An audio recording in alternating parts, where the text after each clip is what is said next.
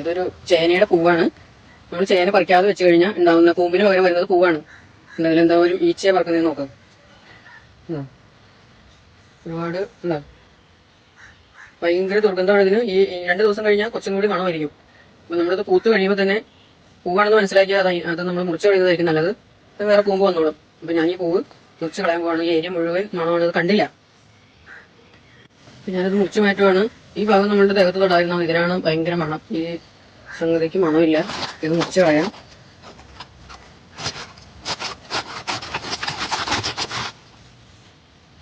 നമുക്ക് ഇങ്ങനെ എടുത്ത് മാറ്റാം.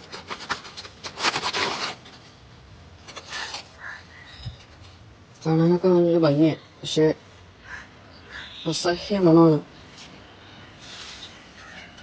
നമ്മുടെ പൂ പുറത്തിടാൻ പറ്റില്ല, നമുക്ക് വേസ്റ്റ് ബിന്നകത്തേക്ക് ഇടാം.